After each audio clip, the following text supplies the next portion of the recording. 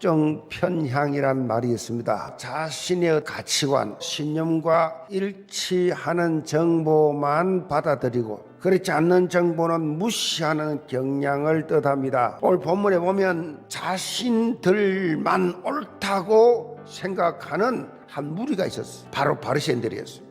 예수님께서 이 땅에 오셔서 공생의 사역을 시작하신 후에 천국 복음을 전가하시면서 율법 시대를 끝내고 새로운 복음의 시대를 열어가고 계셨습니다. 그런데 이들은 여전히 옛 틀에 갇혀가지고 벗어나요.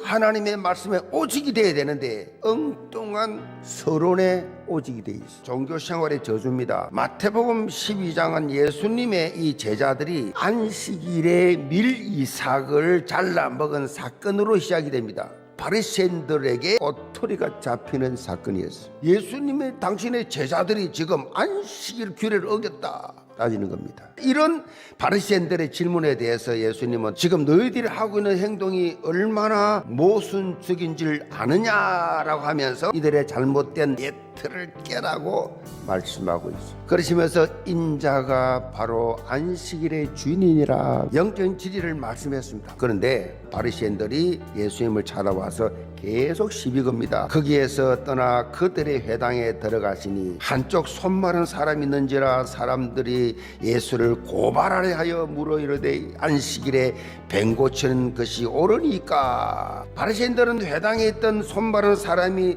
치유를 받아서 새 삶을 살 수 있도록 하는 데는 전혀 관심이 없고 자기들의 기득권을 지키기 위해서 지금 바리새인들 하는 모습을 보면 참된 회복과 안식을 주는 복음과는 갈수록 점점 거리가 멀어져. 어떻게 해서든지 복음을 깨닫지 못하게 하는 사단의 전략에 속고 있어요. 영적으로 깨어서 조금이라도 남아있는 종교생활의 율법적 이 예틀 이거를 여러분 점검하고 깨야 돼요. 복음 인생의 축복입니다. 예수께서 이르시되 너희 중에 어떤 사람이 양 한 마리가 있어 안식일에 구덩이에 빠졌으면 끌어내지 않겠느냐. 사람이 양보다 얼마나 더 귀하냐. 그러므로 안식일에 선을 행하는 것이 옳으니라 하시고 이에 그 사람에게 이르시되 손을 내밀라 하시니 그가 내밀매 다른 손과 같이 회복되어 성하더라. 예수님께서는 바리새인들의 질문에 대해서 반문을 하지요. 적시로 손 마른 사람의 손을 회복시켜 주었어요. 예수님의 모습은 어떻게 시든지 한 영혼이라 더 살리길 원하십니다. 생명을 살리는 이게 복음이에요. 상한 갈대를 꺾지 아니하시고 꺼져가는 심지도 끄지 아니하는 것이 살리는 복음이에요. 여러분 주변에 영적인 손 마른 자 많이 있습니다. 하나님 떠난 인생은요, 아무리 문제가 없다고 외쳐도 그 마음은 상한 갈대라고 꺼져가는 심지다. 12가지 문제 속에 빠져서 그대로 지금 망하고 있어요. 그래서 복음의 능력으로 이들을 치유하고 생명력 넘치는 삶으로 인도할 사명이 여러분에게 있다라는 것입니다. 바리새인들의 관심이 뭐요? 누가 실수 안 하나? 율법적 안 어기나? 이런 관심을 가지고 있어요. 자, 예수님의 관심이 뭐요? 손 마른 자, 상한 갈대를 꺼져가는 심지도 끄지 않는 자, 영혼 살리는 관심 가진 예수님의 마음.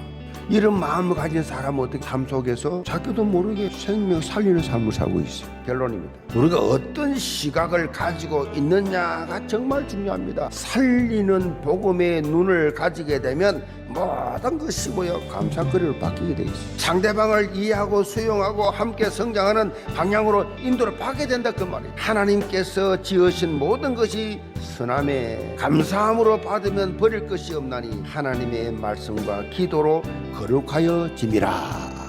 어떤 경우라도 감사함으로 받으면 버릴 것이 없다. 어떤 경우라도 복음의 눈으로 바라보면 문제될 것이 없다.